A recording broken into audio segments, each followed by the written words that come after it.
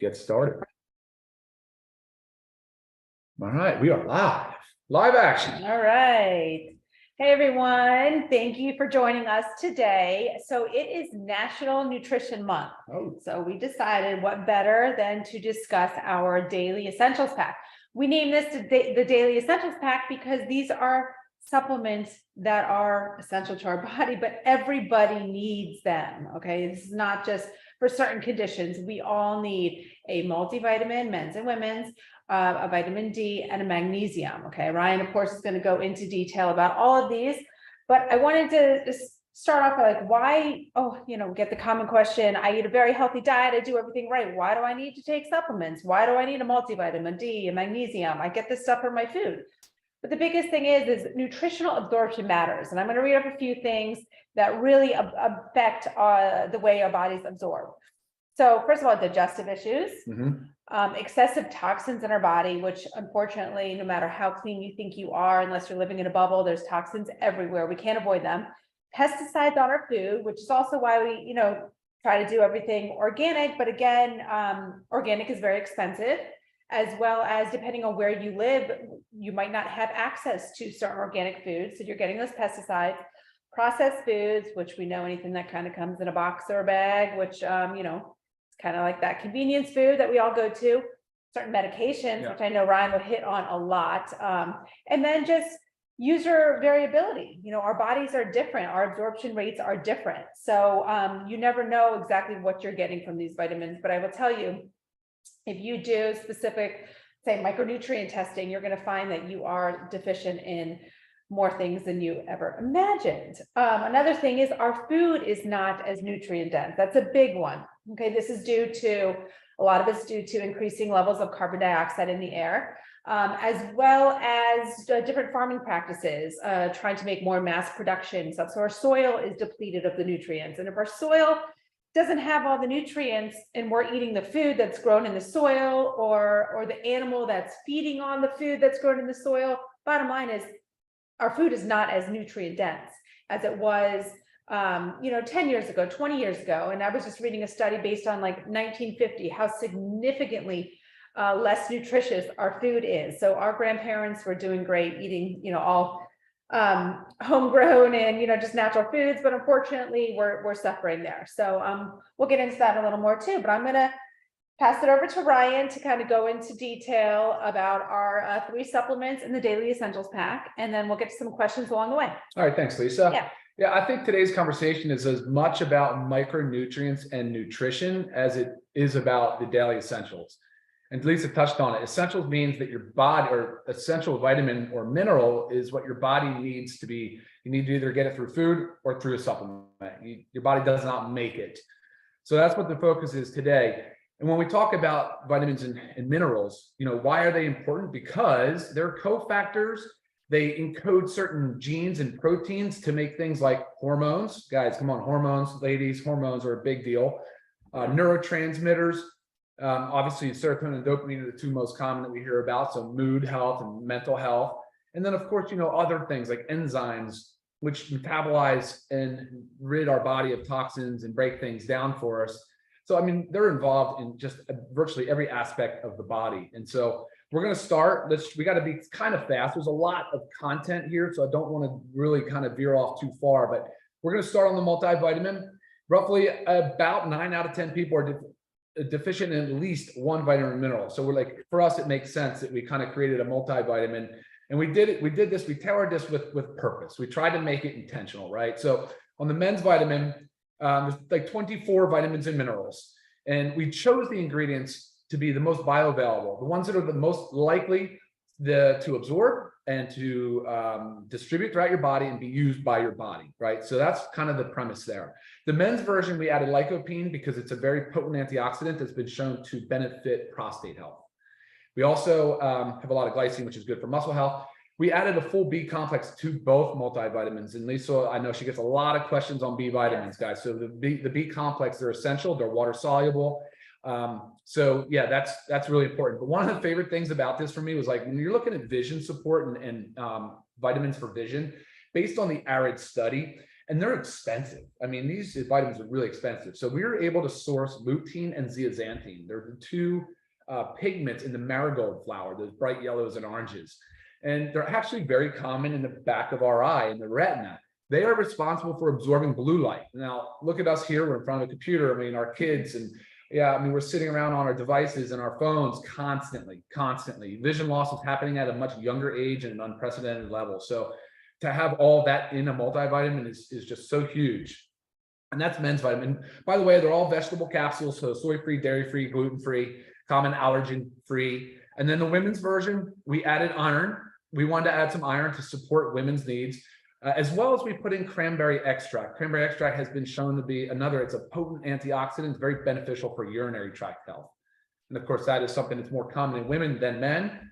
And also has all the B vitamins. And again, the B vitamins are methylated forms. So we always try to go with what's most bioavailable. So the B12 is methylcobalamin. The folate is a methylated version of folate. So yeah, that's a really important aspect to the multivitamin. Multivitamin, how to get the most out of it. Do you want to say something? Well, I was going to say, jump in. two questions that I commonly get. Ryan touched on the B vitamins, but I constantly get, my doctor says I'm low on B12. What can I do? It's typically the B12 they measure. But again, in the multivitamin. And another one that's very common is I am postmenopausal and I should not be taking iron. Mm-hmm. Are you going to have one without iron? Well, women, you can take the men's. Yeah. It is formulated without iron. Just because it says men, it's okay. Yeah. You can take it. So that's what I always recommend for those postmenopausal women that cannot take iron. Yeah. Now, I was just going to comment the best way to get the most out of it, because of the B complex and the B vitamins are so involved in energy production, that I would suggest taking it earlier in the day and taking it with food. So maybe that first meal of the day, whatever time that is, that's probably the best time to take the multivitamin. That's going to help you out the most. All right, let me just jump in real quick. I want to see if anybody has any questions, because again, we're going to move through. There's quite a bit to cover. Lisa, is there anything else that you want to touch on before we move on? Not necessarily in the multi. Okay. I'm just trying to see right now if some of these questions are coming in. For unrelated to what we're talking about right now, though. Unrelated. And you mentioned though taking this in the morning more so because of the B vitamins and the B vitamins, and also some of the ingredients are fat soluble. So taking with food is going to help, is beneficial. Right. So example, like you want to take it with a fat, or food in general. But yeah. What would be a healthy fat though? Because we're going to talk about that with vitamin D. So what would be a healthy fat for like the first meal? Okay. Adding some, eggs and avocado. Yeah. Perfect example there. Even just eggs itself, because you've got the good healthy fats in the yolk. All right. So let's move on. We're going to move on, but I want to tell you something, guys. This is really important to keep in mind. You're going to notice that there's two other essential, so we have vitamin D3 and we have magnesium. Now we did take those out of the multi. We also left out calcium. There's a reason behind that. There's a clinical reason for that.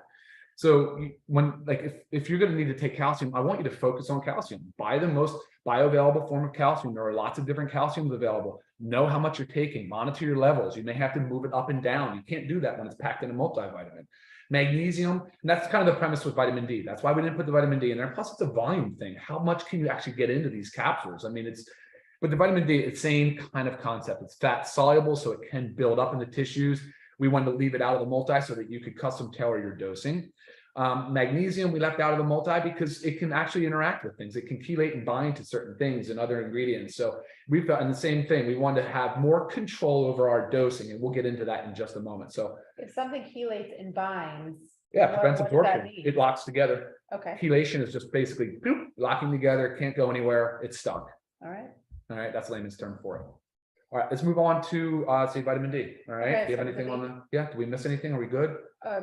On the multis? On the multis? No. Let's go through the D. All right, sweet. All right, we're going to do vitamin D.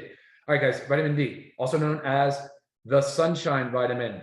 That's because your body makes it, right? It's sort of essential. Your body does make it, but it's in response to sunlight. So the problem with that is that imagine northern climates right now. Imagine overcast, rainy, cold skies. You're not getting out. You're not seeing the sun that much. Even for people that are in the warmer climates in the winter and getting out, you're still seeing clinical results in the blood work. Insufficient. Sure. We live in Florida, and the majority of people still. And we still obviously supplement. Yeah. But there's a risk reward. You have to weigh out your benefits of being in the sun without sunscreen and exposing your skin to the sun. And that's a whole lively discussion in itself, right? Mhm. So sunshine vitamin, the body can make it. And the same way that we supplement with it. So when you supplement with vitamin D, we chose vitamin D3, it's the most bioavailable form. We added it with K2 because it has other benefits, increases the absorption of calcium, helps the vitamin D be more active. But when this vitamin D3 is in your body, it goes to the kidney and it becomes a hormone called calcitriol. That calcitriol is known, it is very highly involved in the bone manufacturing process, really is. It recruits calcium, it brings in phosphorus, it works with the magnesium and the vitamin D. So comes together to build bone health, but that's not the only thing that D's involved in, right? And so D's involved in, we know bone, right? We're talking about immune health now. You're seeing, geez, tons and tons of literature and studies supporting vitamin D for immune health. And of course, I'm seeing it now for energy production. Lots of studies are coming out with energy production as well. Some of you might ask, why can't we get it from our food? Why? Well, you want to answer that one? Why we can't get it? Yeah, well, I mean, we can, but why don't we get enough? Well, the same, I mean, our food is. Unfortunately, our food's fortified with it. So that means that, you can eat a lot of fatty fish and get it, mostly fatty fish, but then you'd have to go into fortified foods like cereals and Right. milks. But And also with the fish, then we have to worry about the mercury. So we're told also, only consume so much. So it's like a. It's like you're just never getting. So supplementing with vitamin D, absolutely. Okay, but how much and why? So vitamin D3, 2,000 units. Okay, 2,000 units per soft gel in here. 2,000 is our what we view as the optimal amount of vitamin D3 to reach a healthy blood level. What's that healthy blood level look like? Well, it's measured in nanograms per milliliter. Next time you're a doctor, I would love for you guys, please ask to have a vitamin D test added on. So when you're looking at the hydroxy vitamin D levels, again, it's like the recommended levels are seriously like insufficient in my opinion, right? But like I like to see people over 30 nanograms per ml, right? Lisa likes to go over 50. Yeah, taking way over 50, but vitamin D3, okay, 2,000 units a day should get you to 30. All right, it should get you to 30, maybe a little higher up to 50. It's up to you and your physician and your blood work to determine how high you want to go. But you need to be careful though, because vitamin D3 is fat soluble. What does that mean? It means it deposits into the tissues. Okay, depositing into the tissues means that it can become toxic at high amounts. So lots of questions come in. Why not a 10,000 unit? I'm a 10,000 unit type of person. Well, 10,000 units a day, you better be monitoring your blood levels. I want you to be working with a physician if possible. And typically your physician is the one that would recommend a vitamin D 10,000 based on your blood work. It's typically not sold in that high, but we also did. I mean, this is 60 capsules. So we're understanding that some people might need more than the 2,000. So there's 60 in there. So you could take 2 together, you could take three together, but it's the safest way to do this and the most effective way for the majority of people. Right, and that's exactly right. We want outcomes. We want results, and that's what this is all about, guys. All right, questions on vitamin D. There's just so many questions now. It's hard to screen through and figure out what is relevant. Well, I was going to say my questions are a lot of. Well, go ahead, fire. You got it. No, we answered those. Why 2,000 units? And we will tell you, I had one today. The recommended daily allowance is 600 international units. I mean, we're going above that, obviously, 2,000 because 600 is. Okay, international units. So the D3 plus K2, we just talked about that. Is 2,000.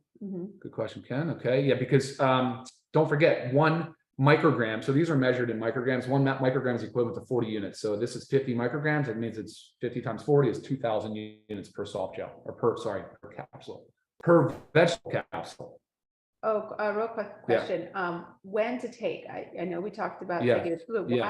Why would you prefer taking this in the morning? Oh, yes, awesome. Thank you for asking that. All right, vitamin D in the morning with food. How about first meal? Because some people like to fast. All right. So first meal, take your vitamin D. Now studies are supporting the sleep awake cycle, right? They have this huge role in producing melatonin or getting the pineal gland in the body ready for sleep, even early in the morning. It's that whole premise of when you first get up in the morning, you walk outside, there's hunters and gatherers, boom, sunlight. It's just triggering that sleep and awake cycle. So very important, if you can, just take it with your first meal. I don't mind you taking it with the multivitamin. That's not the issue. You can take but take it with food if possible. And if not, that's fine. Take it without food. It'll still absorb, probably maybe not as much, but I'd rather you get it, right? And part of our recommendations for sleep, if someone emails me about they need help sleeping, what I recommend, it's always take your D in the morning and take your magnesium in the evening, later afternoon. So you have two of our sleep help aids here. Yep. I'm sorry, guys. I'm bouncing back. Yes, we did say females can take the male vitamins if you're trying to avoid iron. Yes, that is okay. We did not say that iron cannot be taken premenopausal. That is not what we said. No, postmenopausal, most doctors will recommend that you do not take iron, but that's based on what your doctor, if your doctor has not told you, because they'll know based on your blood work as well, but you're not losing the iron every month when you're postmenopausal. So that's fine. Yeah. Okay. And everything that's contained in the multi is really designed to be well absorbed. Do you see something? Okay. All right. So we're running about quarter after. My goal is to be done about 20 after, 25 at the latest. We're going to move on. How many international units would you need to take in order to start talking about overdosing of vitamin D? We chatted about that. What is overdosing? There's really no easy way to say. You could start talking about blood levels over 100 nanograms per ml. I mean, it seems to be dangerously high and toxic. It can go higher, but again, under the supervision of a physician only. Is my recommendation. Too, I'm just speaking of, I saw it this morning. And I think I'm going to do, taking vitamin D could help prevent dementia. It was a new study in medical press that I saw. I'll post a link to it on our social media. Yeah. Okay, well, all right, guys, let's do it. The mag. All right, let's go to magnesium. Freaking magnesium is magnificent. It's the macro mineral. Now, I don't macro mineral, not even sure that's a real thing, but macro meaning like, I mean, you have to take a lot of magnesium. You have to take more of this mineral than anything else. In foods, yes, it's in some foods, but even so, we need to get some out of the supplements. So why magnesium? Why is it so important? Why is it so magnificent? 300 biochemical reactions in the body, definitely involved in like mostly enzymatic reactions. So enzymes, it's responsible for everything from, well, okay, how about this? We know for sure it's involved in heart and blood pressure. Like if you're a pregnant woman and you go in and you have preeclampsia and high blood pressure, that hospital is going to put you on magnesium. Right. They're going to use magnesium to reduce your blood pressure. And it's a known thing, guys. And look at literature, it supports it 100%. And what Ryan said, though, it's involved in over 300 enzymatic reactions in the body. So think about if you're deficient in magnesium, all these reactions that are taking place all the time, every single day. There's a gap there. It's not, these reactions are not going to take place if you're deficient in this amazing. Yeah, and it is essential. Body doesn't make it. You got to supplement with it. All right. So we were talking about blood pressure, heart regulation. Yes, of course. We know bone health, guys. So we just talked about vitamin D. We talked about with K2.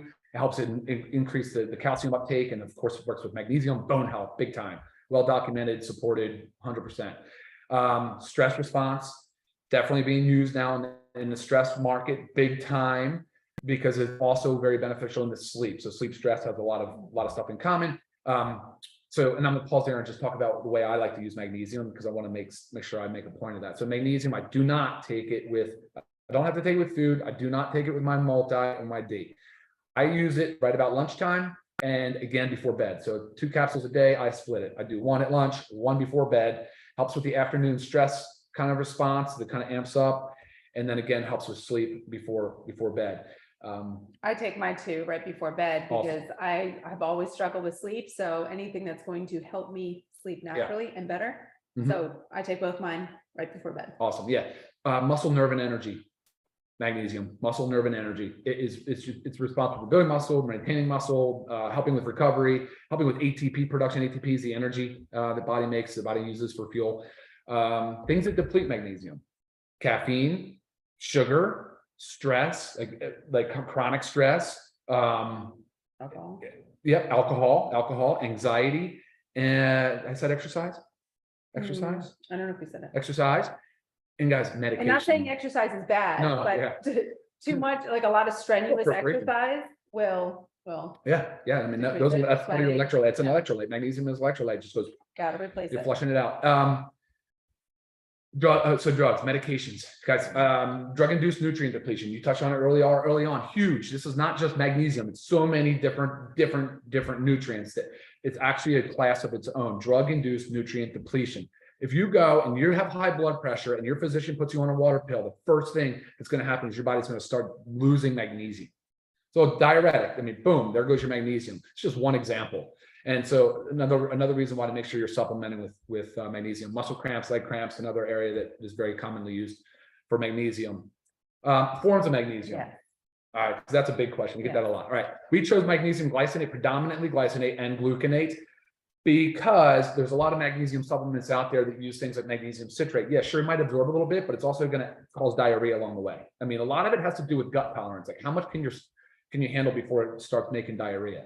Obviously, enough magnesium, it will cause diarrhea, but so other forms are just less desirable. And then magnesium oxide, super common, doesn't absorb. It's like the worst form of magnesium. I would never recommend it, but unfortunately, we see it in a lot of supplements. So look it up, guys. Magnesium glycinate, magnesium gluconate, two of the most well-known, studied, supported, definitely the best forms of magnesium. Oh. Yep. Cool. What else? You answered my questions there. Oh, awesome. Did you do vegetable capsule? Soy-free, dairy-free, gluten-free, common allergen-free. Let's see what other questions are coming in. You know what? I do actually get. I do want to say that the vitamin D is not vegan. Oh, okay. Yeah, it's Not from vegan. sheep's wool. The capsule is, but the D comes from sheep's wool, because I do get that question a lot. All right, look, guys, that's 21 minutes after noon. All right. Let's just one for it. quick little plug here. So Yeah. this lovely pack right here. Okay, this is only $29.95. So for the 3 supplements, you select your men's or women's, and then the other 2 come with. Yeah. Okay, so again, these 3 supplements, $29.95 for members. That is ridiculous. 3 supplements for $29.95. If you are not a member and you want to buy retail, $49.95. Still a great deal, but obviously, members get the better of the deal. Yeah, sure. All right, and any questions, other things that we did not touch on, anything you want to know about this, please feel free to reach out. We are happy to help you in anything product related. What else? Yeah, shoot us an email. Yeah. Oh, guys, one other thing too. It's not here, but it probably should be. It might be in the future, and I'm not sure if it will totally. But factor 4, it should be on this little podium, because it's an essential in my mind. It totally fits the Daily Essentials pack. It supports the body in so many ways. It complements these products incredibly well. But for right now, it's not part of the Daily Essentials pack. If you go the Daily Essentials pack route, make sure you guys add in the factor 4. It's really important for sure. And if you want to learn more about the factor 4, Ryan and Ben did a great YouTube video for YouTube on it. So check our channel, scroll up, find the factor 4. You can learn all about that one as well. Yeah. And this would be considered foundation. Obviously we're just making sure that you understand how we view the foundation of health and micronutrients. We realize that supplements are one part of it. The other pillars of health for me anyway are, obviously nutrition, which I'll bring in supplements into that. Hydration is part of that nutrition category. So stay hydrated, make sure you're working on your stress and that sleep response. Work on those 2 together. Fitness, building in that exercise, moving more, just move your body, of course, and then socialization, getting out and about and interacting with people. Or those areas that can help improve your overall health and increase your longevity. Right. And remember, supplements are to supplement a healthy diet. Correct. Okay. So you got to do it all. You've got to do it all. Correct. Cool. Right? And in honor of, again, National Nutrition Month, let's do this all together. All right, guys. All right. All right. 23 minutes after, we are out of here. Y'all have a great week. Okay. Talk to you later. Bye. Bye.